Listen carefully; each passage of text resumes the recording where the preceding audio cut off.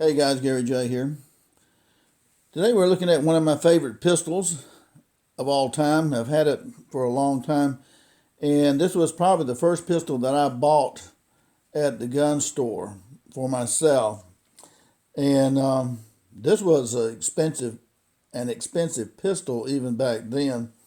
Now this is called the 66 Model 66-2, Model 66-2. A little history about these particular Model 66. It was back in 1965 that Smith & Wesson introduced the first revolver to be made out of stainless steel. And the Model 60 was basically a Model 36 Chief Special in the more modern material. And people really seem to like that, especially in law enforcement. They came out with the Combat Magnum, and this is basically the Combat Magnum type here.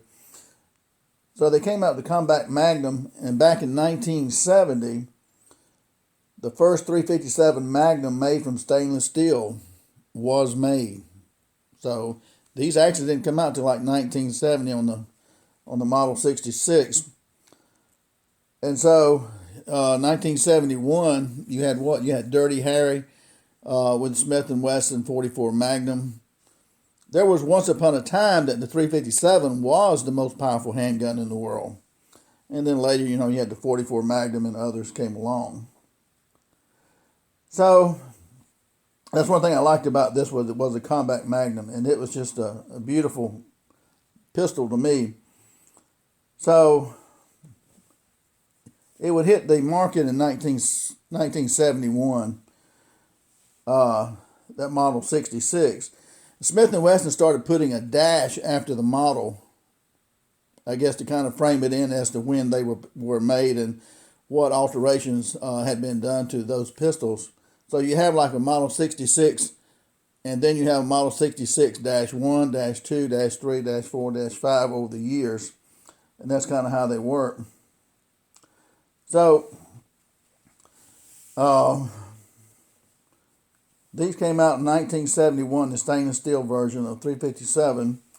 And then we would see that the Model 66, about 7 years later, would come out as the Model 66-1. And then by 1982, you would have this one, the Smith & Wesson Model 66-2 combat version. And I'll show you a little bit about why perhaps they call that combat version. Now, law enforcement and military love these pistols too. And Georgia State Patrol, I believe, had these same type of pistols, or very similar. They had a highway patrol pistol, and it was even stamped on the highway patrol, very similar to this pistol right here. And so law enforcement, police love the 357. And they like the longer barrel. This is a 6-inch barrel. You had like 2.5-inch, 4-inch, 6-inch barrels on these pistols. A few were made with a 3-inch barrel, but that would be the, I think, Model 66 without the dash. And so everything went real well in the production of these particular pistols. And they're still very popular today. And even today, what I paid for this one back then, cash, if you look on Gun Broker, they still are going for about the same price if you look at the inflation calendar or interest. So they still run close to the same price. Nothing seems to change much when it comes to pistols. So that would be the first pistol I probably ever paid cash for that was brand spanking new in the box. I just love the stainless steel. That was, to me, was something kind of new with stainless steel too.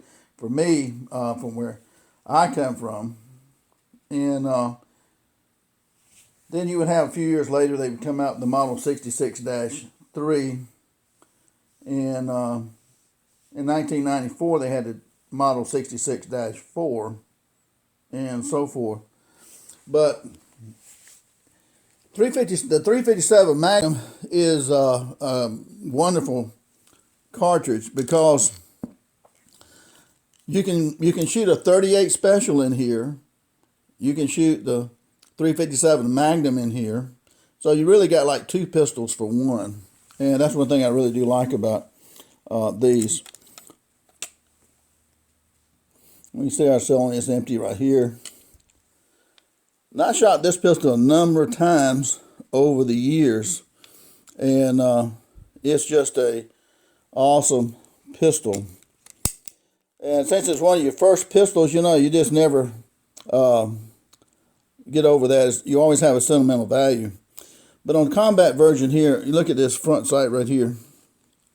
Beautifully done on the front sight right here. It's got this red plastic piece right here. Nice ramp coming up here. Kind of a rib right here across the top of it right here. It's really nice. And look at the rear side on it right here. It's got a white outline, and really makes it neat when you can put the white outline into the red. You probably can't see the red as well, but that's kind of your sight picture right there. So that looks really neat right there. One of the reasons I like on this is kind of like this is the combat version, but it's a target design as well. Look how wide the hammer is right here. That's really wide on that hammer. The other versions were about, I don't know, half as wide as this right here, but you can really grab that with your thumb and pull it. And it's got a wide target type trigger on it too. That's a really wide trigger on that. And it's got a good feel to it. It's not as heavy as a 44 Magnum. I have 44 Magnums, and they're just a beast to carry around, a 44 Magnum. 357 in stainless steel is a half-pound lighter than the blue steel, regular steel ones. So that's one reason law enforcement like these pistols so much too. And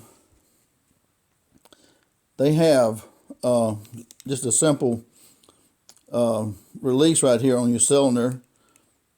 You push that and pull your cylinder out. And I don't know if you can read this right here, but model 66-2. And again, they started these in 1982. And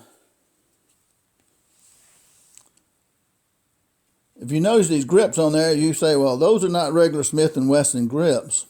Well, you see the emblem right here, that's Smith & Wesson. But what happened was I still have the original grips to this pistol, and I've got, I don't know how many different grips I've got in boxes, but I have the original grips too, because you always want to keep the original of any gun. I like this, the way it comes down here. You got a grip there a little bit with that. And these grips right here were on a Georgia State Patrol pistol. And I found them at a pawn shop. And see how pretty that wood is? This wood is a lot prettier to me than the regular standard Smith & Wesson grips. And we know that anytime you have any kind of pistol, you have standard grips on them generally, except for like Dan Wesson pistols. They have beautiful grips like this. That comes as part of the pistol. They just always paid attention to the grips. And so for like the Georgia State Patrol, they took blocks of like walnut wood, and they'd cut them, and they'd manufacture all the grips to look, just alike. But what's rare about this one is that, look at the bottom right here. You see the pattern. If I can show that to you. You see this pattern right here comes up here and goes down. This was one block. This is actually grips from the same block of wood that they cut that block of wood into. Most time they get all mixed up and you got mismatching. It doesn't really matter, I guess, but this all came from the same block of wood, which makes that really unique right there. So this is the same block of wood. on this grip, which is fairly rare a lot of times, because when they cut these things, they just throw them like in a bin and they get them all mixed up, and they don't really care about, I guess, matching them up perfectly with the grain. Most people are not attuned to that. So that's one thing I loved about these grips right here. And they really are pretty grips, a lot prettier than the regular Smith & Wesson grips. They're kind of plain. And one thing about stainless steel, you can scratch it up a little bit, or it can lose its gloss to it, and you can polish this out to make it look brand spanking new again. So, and this one is in great shape. I'm always trying to take care of my pistols. So this one is in great shape. And it feels so light, and it feels so good in your hand, and these grips are perfect. And I mean, it's amazing how accurate this pistol is and how easy it is to shoot. And I've shot it a lot. Anytime you have a pistol you've bought and you shot a lot, you just get a sentimental value to them. And one thing I would say on a pistol, you see people take them and they'll push this button here to release the cylinder, and then they'll just throw the cylinder out like that. They'll just, throw it out. Don't do that. Don't throw your cylinder out like that. You see that in movies and cowboy movies and stuff like that. Well, not cowboy movies so much, but regular detective movies and whatnot. People will do that. And I have speed loaders for these right here too. But when you do that, this hinge right here, you'll begin to damage this hinge on these pistols. And right here, you'll begin to get a gap through here. If you're ever trying to sell one of these, any kind of pistol, they always want to look for this gap being in here. To them, it means it's been overshot, or somebody's just flinging the cylinder out like that. So don't fling the cylinder out. And generally, don't dry fire the pistol. Just pull the trigger and let it slam. Now, some of them have built-in systems, like this has got a transfer bar in here. So maybe it doesn't hurt that much, but you don't want to have to worry about a firing pin. And you see the firing pin is here. This is a double action, which means you can pull the hammer back and then pull the trigger, or you can pull the trigger alone and it'll still shoot. So you can do it either way. But the wide hammer, the wide trigger, the stainless steel, and then this particular design, and the combat sights, the red here and the white here, make a really nice pistol. And so this is just an awesome pistol to me. And I know I say this is my favorite, this is my favorite. All the pistols I have on rifles and guns seem to be my favorite, because over the years I have traded up. I've bought some that were mediocre, and I trade them and get something a little bit better. You're trying to get what some people call the holy grail of pistols. You're always trying to get the best. So, but this was the first one that I bought, and that I can remember. And I think the second one I bought was the Mark II Ruger target pistol that I showed you, and bought it from the same place, a big gun store, pretty good people there. But they always have a sentimental value. If you were raised up to be a hunter and a fisherman like I was, these things are just wonderful things to have. They're kind of like pictures. If you can take pictures of and video of your life as you go through life, like your kids and stuff like that. For some people like me and others who like guns and are raised around guns, and we respect them, when you pick up a pistol, you start to think about the good times you had with that pistol and who you were with, your cousins or relatives or friends, and things you may have shot and whatnot. So you can deer hunt with these pistols. I used to carry this one a lot with me and put it in a holster, because like if you were in a deer stand and a deer is right behind you, close to you, underneath you in a deer stand, then you can't, sometimes because of the angle, you can't turn your rifle around and shoot a deer if he's behind you. But you can pull out your pistol and turn around and shoot behind you in any angle below you with a pistol. So that's one reason these come in really good, especially in deer hunting. And so these are just awesome pistols right here. One of my favorite of all time. Again, the stainless steel version. Just want to share that with you guys, and you have a great and happy New Year coming up, and be safe with your shooting. Gary J.